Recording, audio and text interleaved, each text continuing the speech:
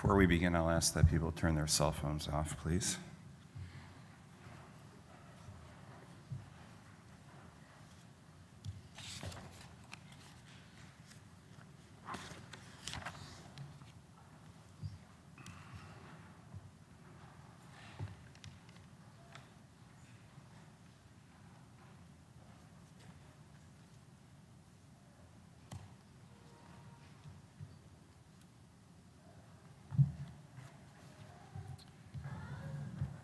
In the book of Kohelet, in the book of Ecclesiastes, we read that there is a season that is set for everything, a time for every experience under heaven, a time for dancing and a time for wailing, a time for birthing and a time for dying, a time for speaking and a time for silence, a time for seeking and a time for losing. Period of mourning is complicated. It's filled with many emotions and many memories, some of which I'm sure are very pleasant, some that may be more difficult. We begin our service with the recitation of psalms and prayers that will link Andy Kopit's life with our 3,000-year-old tradition.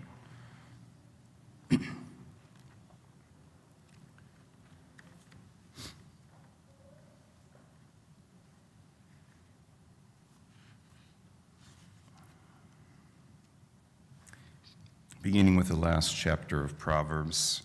Eshet chayamim sav rachok mipninim michra, vatach balev bala v'shala lo yechzar, gemalatu tov v'lo ra kol yemei chayea, kapa pas lion v'yadeh shechalev yon oz v'hadar levusha v'tischok liyom acharon, pia patra b'chochma v'torat chesed al shona, tzofia lichot beitam v'lechem lo tochel, כמובנר וישורה בעלה ויהללה, רבות בנות עשו חיל, וית עלית על כולנה.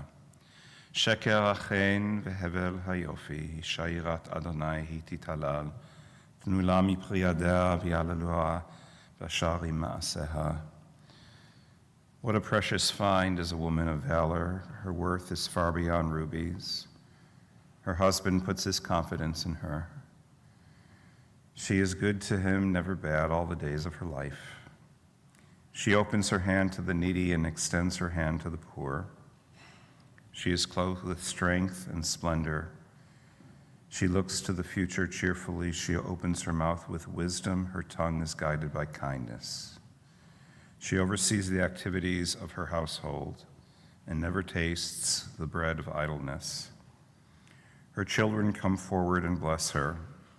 Her husband praises her, saying, many women have done superbly, but you surpass them all. Charm is deceitful and beauty vain, but a God-revering woman is much to be praised. Extol her for the fruit of her hand. Wherever people gather, her deeds speak her praise.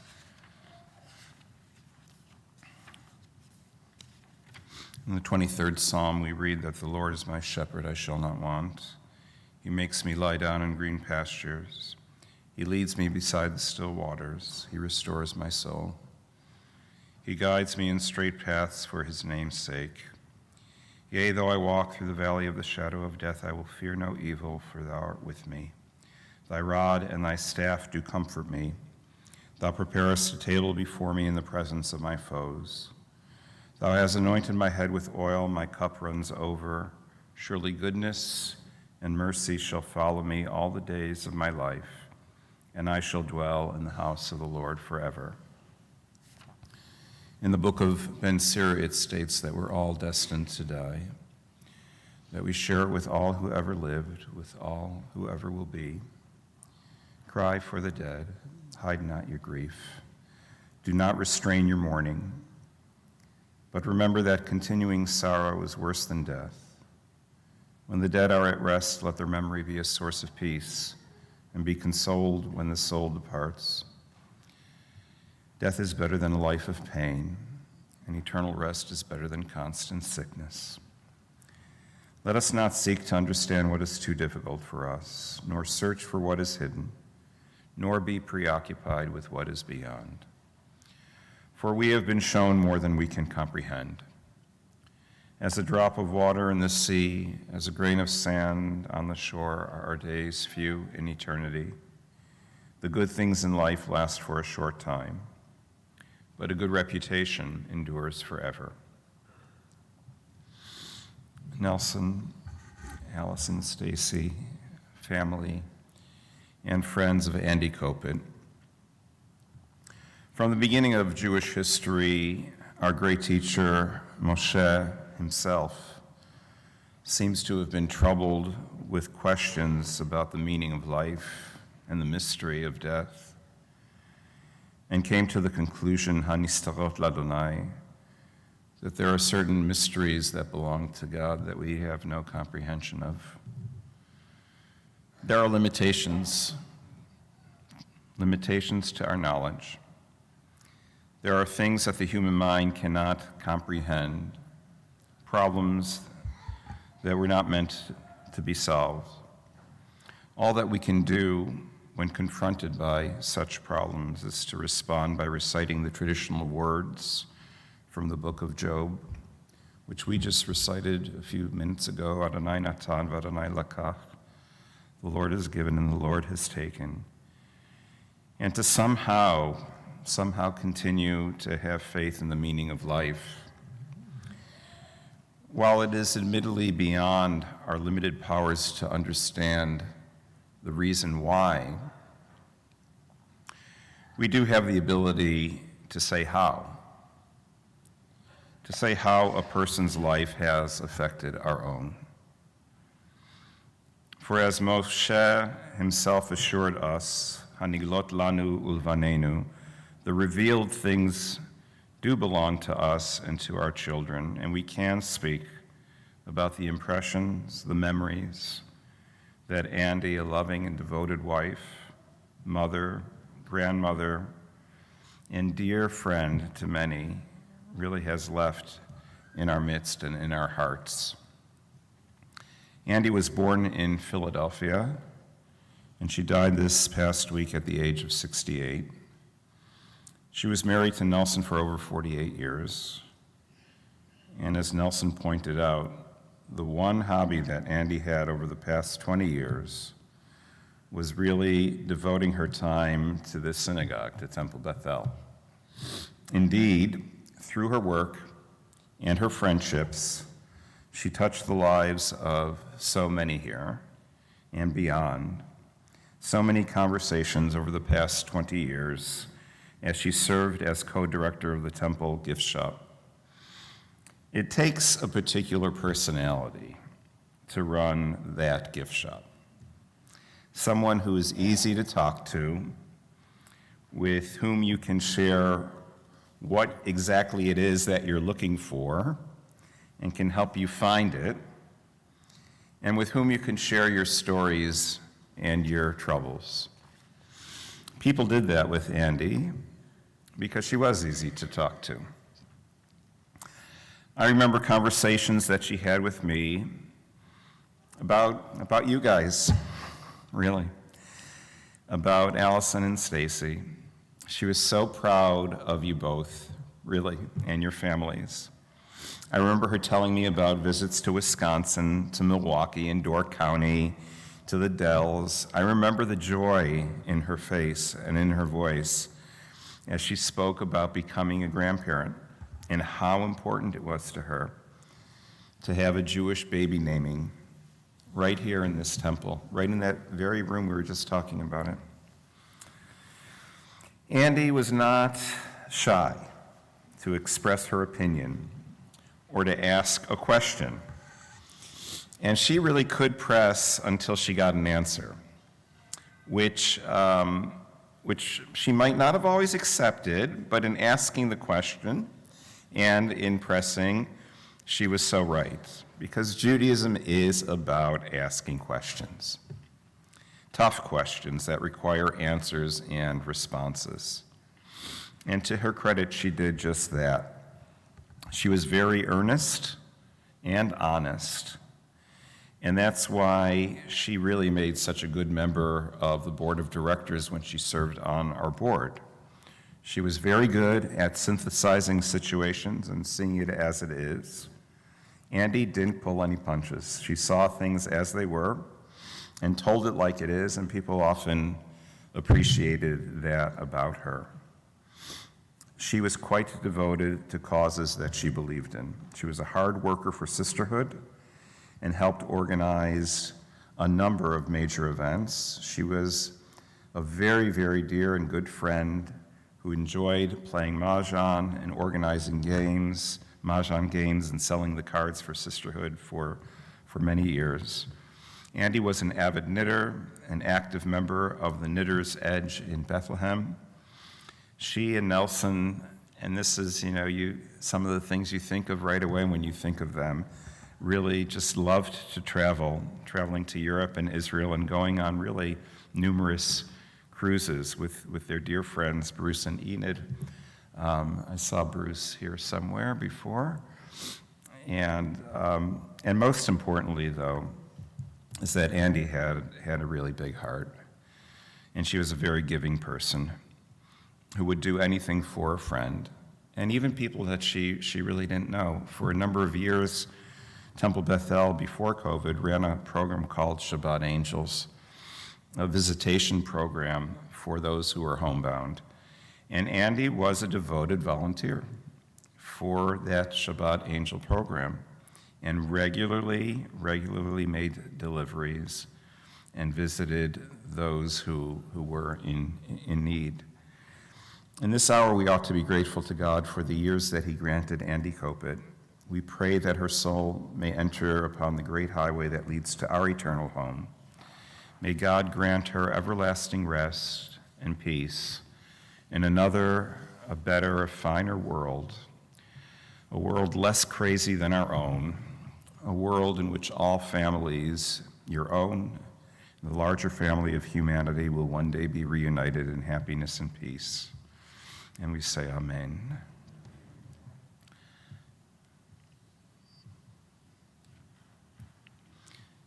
So we're going to call on Hadley, Andy's granddaughter, who's going to read something that Andy simply loved.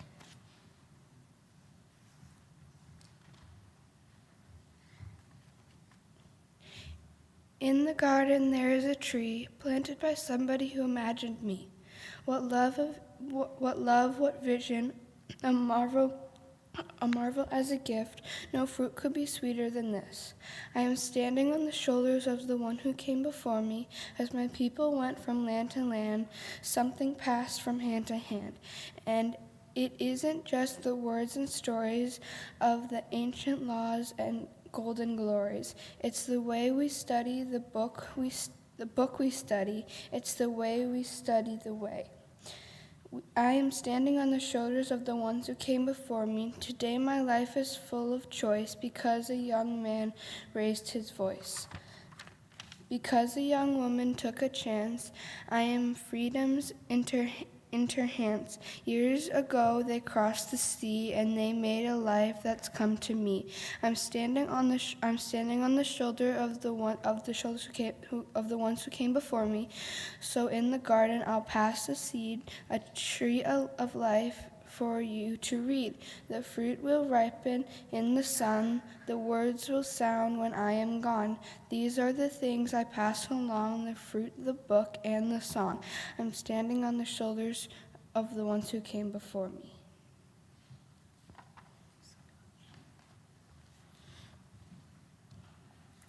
Next, I'd like to call on a dear friend, on Bruce Rich, to say a few words.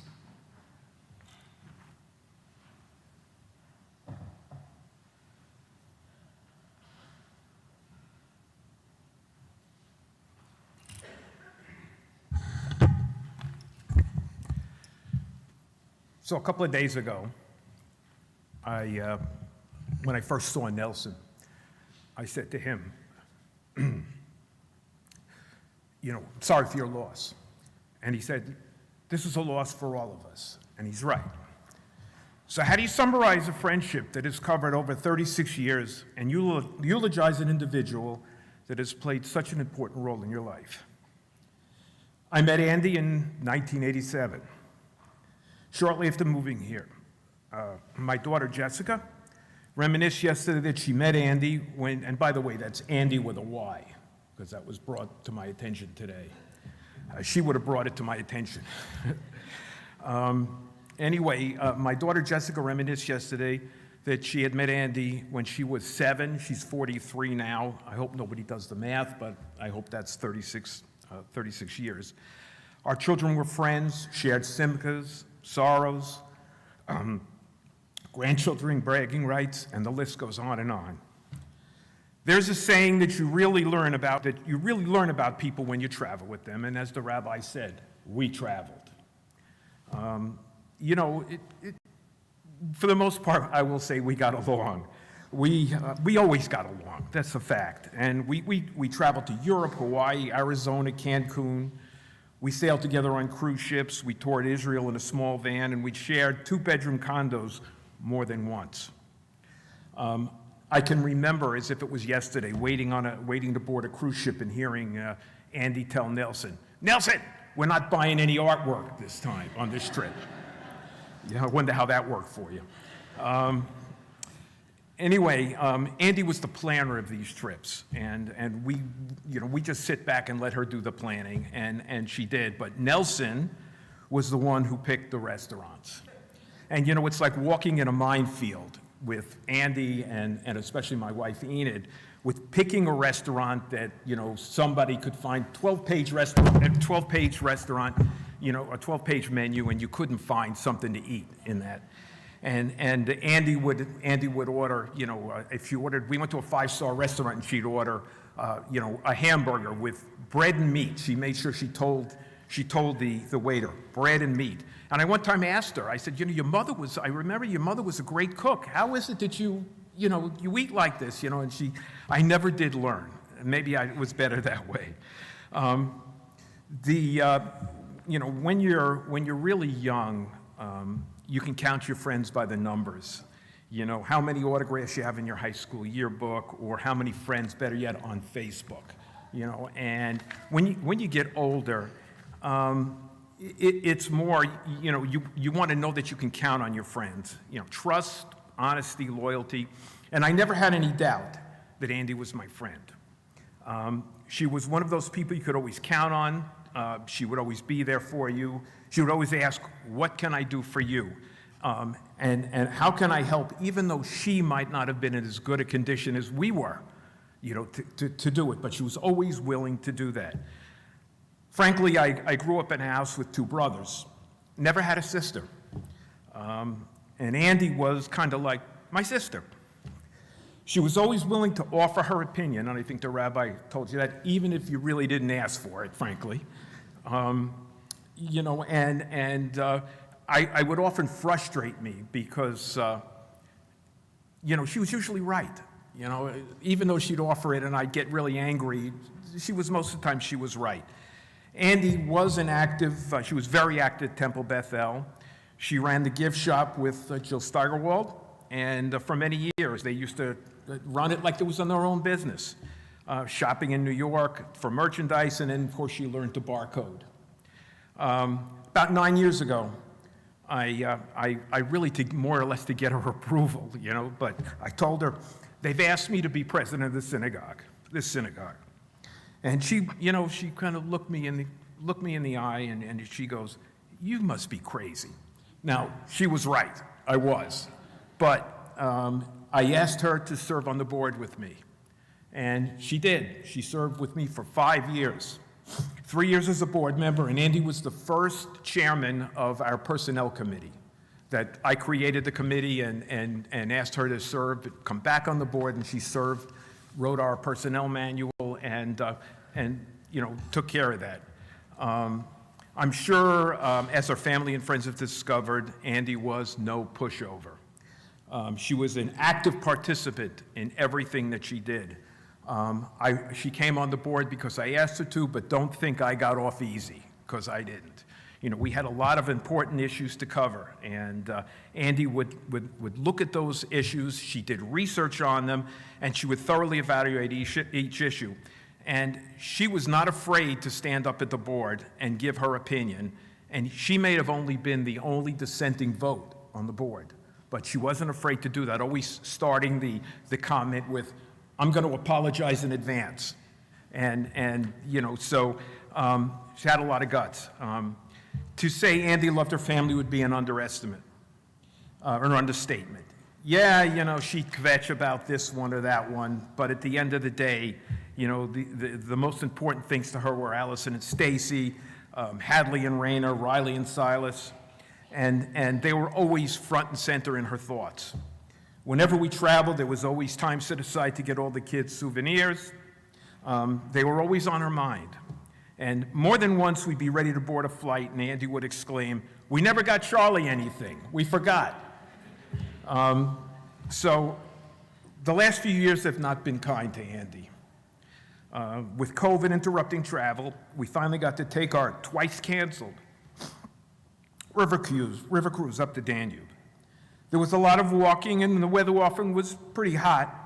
Andy managed to keep up and managed her time so we could all do things as a group, and she would parse herself, save herself so that she could come and do important things. The last time we went out for dinner was 4 weeks ago. And, I asked her when we got in the car, how you feeling? And she said, "I'm having a good day."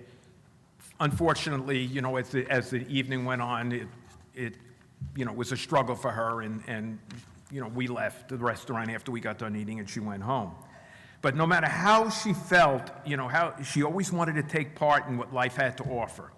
And I'm so glad that the family got a chance to spend time together in Aruba last month. In Aruba, I know it was a struggle for her, but it was important to her, and she did what she needed to. You've heard the rabbi mention women of valor, and certainly Andy, I would consider Andy as my friend, a woman of valor. But what about men of valor? Nelson discovered a long time ago, he may have invented this, but a happy wife, a happy life. And certainly Nelson was great at making Andy happy. He was always there for Andy, and frankly, she was there for him. Whenever Nelson and I, we'd go for a walk, whether it was in Prague or Budapest, I remember Nelson would stop and he'd get her a chocolate chip cookie or something. He'd buy her something to bring back to try to make her happy. And I just want to reach out and say, you're a great guy, and I'm really, happy to be part of your life. So all I can say is, Andy, rest easy knowing you've left your family in good shape. It's time to take a rest. Rest in peace.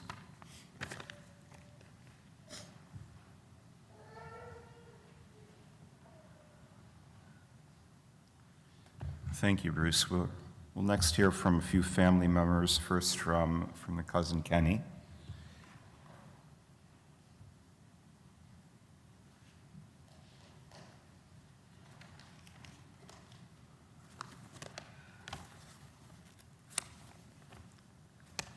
Bruce was partially right about you never get to know somebody until you travel with them, but you really get to know them when you live with them. And about 19 years ago next month, our families bought a vacation home together at the Jersey Shore. And that changed the dynamic a lot.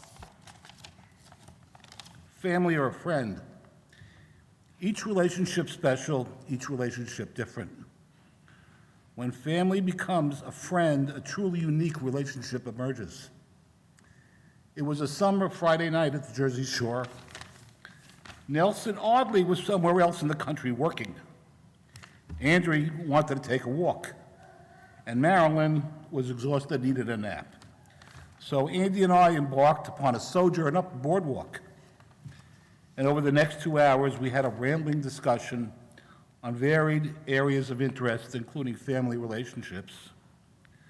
This was the first quality one-on-one time we had. And by the end of our trip, family became friend.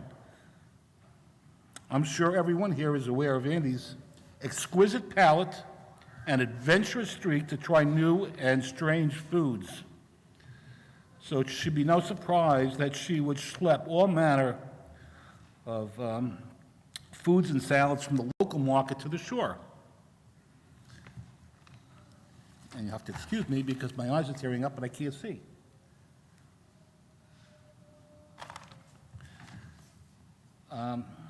She would make key lime pies and drag those up for the weekend. And when I would ask, do you like this? She would say, no, but you do.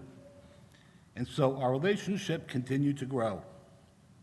When Nelson asked if I would like to offer some words here today, I did not hesitate. Now, there's a small plaque in the condo that Andy and I bought at the local market. And the sign says, the opinions of the husbands in this household are not necessarily those of banishment. When I told Marilyn that Nelson asked me to speak, she said, absolutely, and I'm going to tell you what to say. Well, Marilyn wrote this.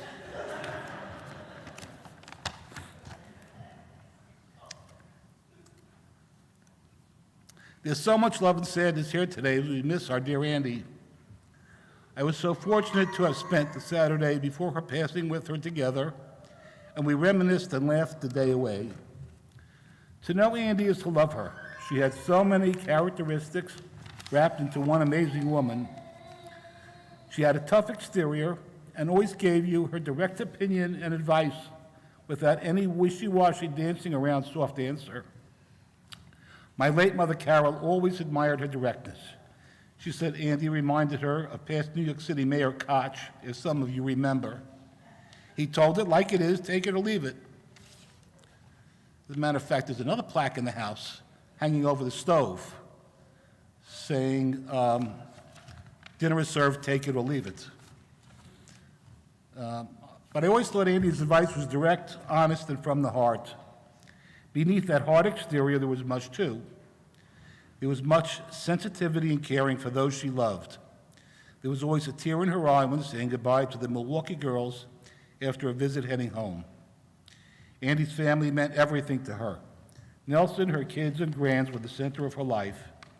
She quelled when talking about each and every one of them. She spoke of her grandchildren, how different each and special each grandchild is, how Hadley and Raina have grown into such beautiful, mature girls, and each with their own style and creativity, making them unique.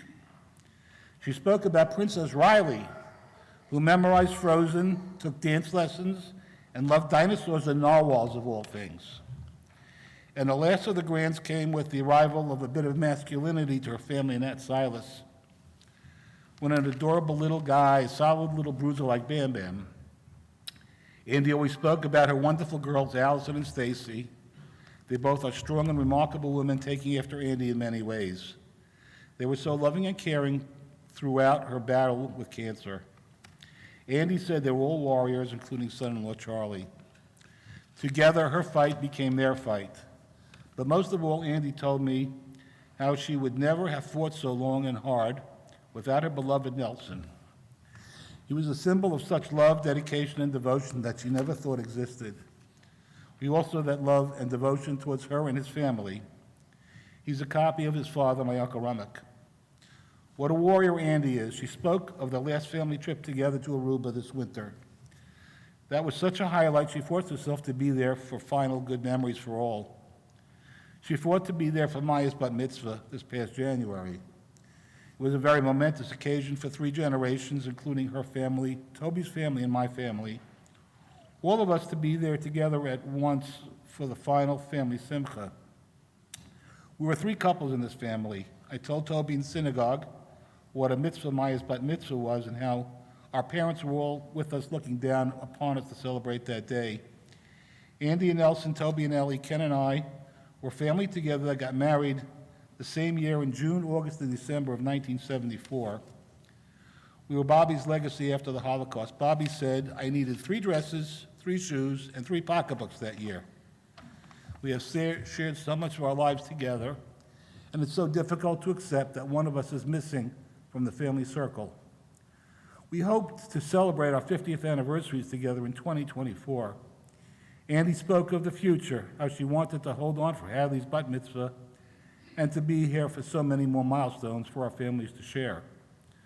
I held her tight and told her I will speak to her every week as I light my Shabbat candles and tell her what's going on with all of us. We will always be with her, and she will be with us too. I told her we'd look for signs from her from heaven. She said she received signs from her mother, Hilda, from white butterflies that she saw. Now she'll be joining her parents too. Andy, we love you and miss you so much. Words can't describe how much. You are forever with us in our hearts and thoughts. We love you.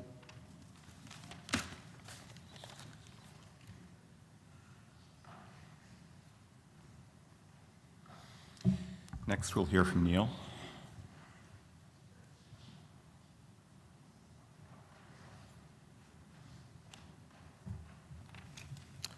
I can clearly recall the moment that Andy and I had bonded. We shared a mischievous and dark sense of humor. And I was threatened, and I was at the end of a kitchen knife. I'd heard Andy earlier that morning, earlier than expected, and I went to the kitchen to investigate. I thought I'd lost track of time. Maybe I'd overslept. Maybe company arrived earlier than expected. What I encountered was a surprise. Thanksgiving dinner was plated by 10 a.m. that morning. That year, Nelson and Andy hosted Thanksgiving. Living in D.C. at the time, I wanted to avoid I-95 traffic, and I went straight to Allentown versus home in New Jersey. So I headed there the night before. As for the noise in the kitchen, it was the delivery from Wegmans. And as for the threat, upon hearing me enter the kitchen, Andy turned, pointed the knife at me, and said, "Don't you dare tell your mother that I catered Thanksgiving dinner." I held on to that secret probably until the statute of limitations had passed, until a reasonable time. Although my mother was suspicious because, as she said, the grill marks on the vegetables looked too real. So just let that be a lesson to those of you. You can fake a bird, but you can't necessarily fake the side dishes. In the subsequent years, our kitchen and our food-related antics, they mellowed. On beach weekends, Andy would bring me, this is funny, a chocolate tuxedo cakes from Costco for beach weekends, while I would leave her bags of Hershey's chocolate on her bed. And although I could have done without this, she frequently called me the houseboy and expected cocktails in her hand upon parking her car and entering the unit. You know, Andy used her full initials. Us on the front row knew her as ASBK, but I had it's how she's still on my phone right now. I had a slightly different take on why she used those letters.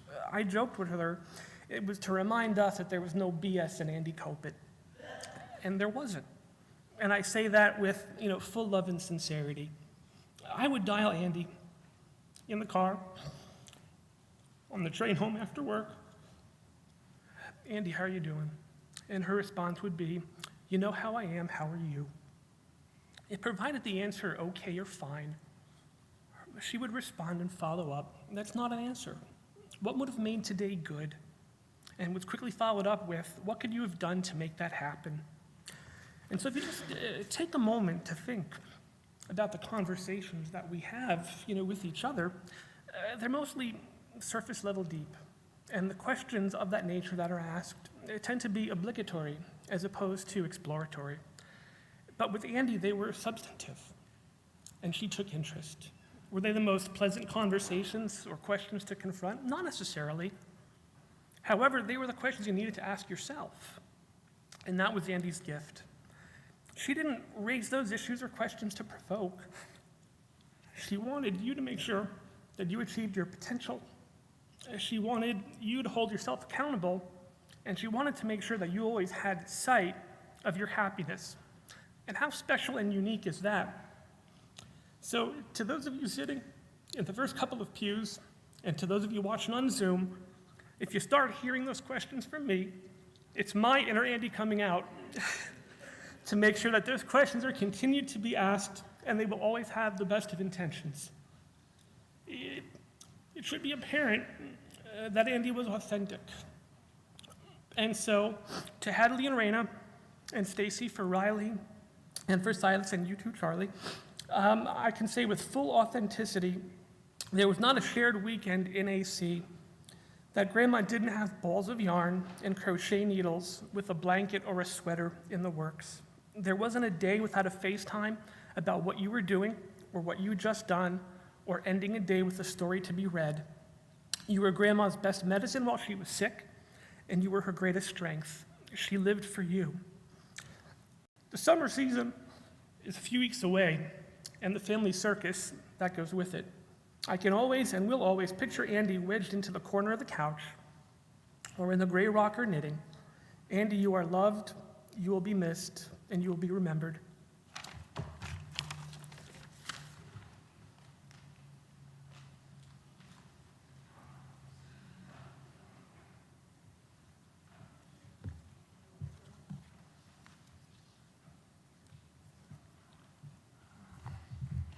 Thank you, Neil.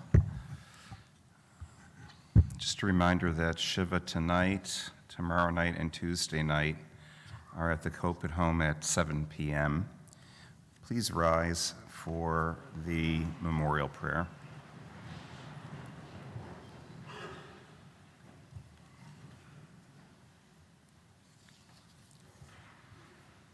Elam Rachamim Shochein Bameromim Hametzeh Minucha Nechona Ale Kanefei Ashchina B'malot Kedoshim U'Tehorim Kezarakia Mazirim Et Nishmat Aryasura Bat Yaakov Hinda Shalcha Leolama V'gan Eden Etem Menuchata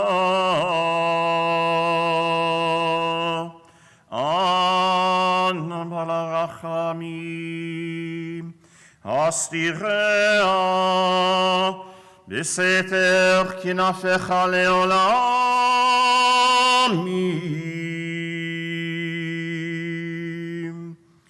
Utzor Yitzro chaim et nishmata Adonai unachalata V'tanuach B'shalom al mishkava v'nomar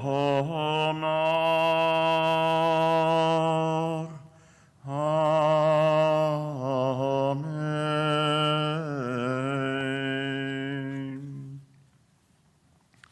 For those of you continuing on to the cemetery, please make sure that your lights are turned on and that your cautionary signals are lit. We ask that the pallbearers please step forward.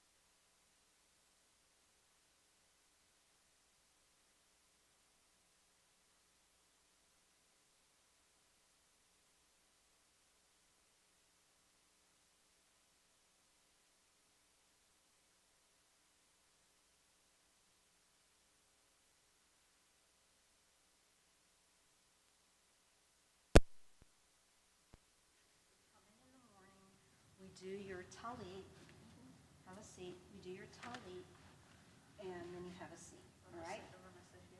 Yes, and, you're gonna keep your things right here, right? So your folder, you're gonna get a new folder, you promised. Why am I putting it in your seat? Figure that out. Well, you've got a thing over there, but why are you putting it here instead of there? We both can access it here, okay? That's yours. Okay, page 111 will be the first place you're doing something. Or that you have to get ready. Let me go turn the lights on. That you have to be ready to do something.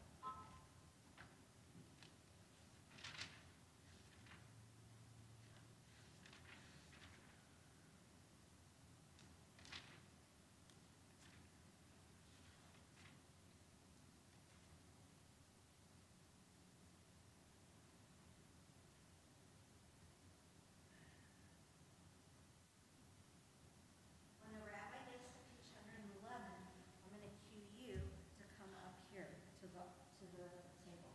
And we'll come up together. I'll walk you up here, unless you think you want to do it by yourself. Which you also could. You can even tell me that day. Okay, so when he gets here, this is a song. When he's done, he'll start chanting. And I'll say, come on, August, let's go. We're going up here. And when he gets here, Baruch atah Adonai habocher b'amo Yisrael mi'ahava. Okay, you're not going to stand that way. I'm sorry, I'm just like really like hungry and my stomach hurts. Did you not eat this afternoon after school? No, Why? I don't know. I wasn't hungry then. All right. Well, that's not how you stand, all right? And what do you do with your hands? So, that. So do it. Shema. What? What do you do with your hands? Keep them here? What does it say? Oh, yeah. You're going to wait for me. Big breath. Shema Yisrael, Adonai Eloheinu, Adonai Echad. Nafta at Adonai Eloheh. August, that was a cue. Don't sing if I'm singing. You wait until I'm done and then you begin, Sorry. right? All right, do Shema again. Shema Yisrael, Adonai Eloheinu, Adonai Echad. Go. V'ahavta et Adonai Elohecha b'chol levavecha u'b'chol nafshecha u'b'chol meodecha I'm touching you. v'hayu hadvarim ha'elech asher anohi mitzvah hayom o levavecha v'shinantam levanecha v'dibarta bam B'shivteha beveteha, uvlechteha vaderech, uvsholpeha kumecha, ukshartam leot al yadeha, v'hayu letotafot bein eineha, uktavtam al mezuso beiteha, uvishareha. And then you bring your book over here, and you come back and sit down, okay? Good job. I could hear you, it was clear, don't rush, okay? You Okay. tend to like want to rush, don't do it. I can tell that you want to. Okay, at that point, the next thing that you'll be doing, there'll be other things where you have to stand up and sit down. But I'll cue you through that, okay? Have I got your attention? Yeah, I was just fixing my eye. Mm-hmm, okay. I'm So then sorry. the next thing is Torah service, so we come up to here, page 139.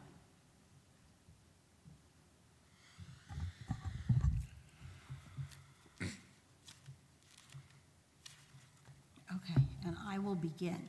En kamocha, if you know it, you can sing. Elohim Adonai, v'en kema'asecha, etc., etc. I take you don't know it. Al harachamim heitiva. You're just gonna look at me and go, wow, Will it she look sings so weird? nicely. Will it look weird if I like? Yitzhak tivnei chamot ki v'chalevad batachnu melech elam v'nisa. Bring your book. Adon olam.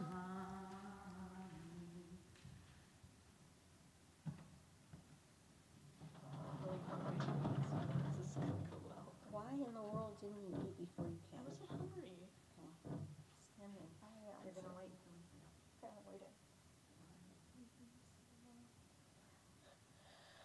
Vayahi bin Soah Ha'aron, Vayomer Moshe, Ku Child.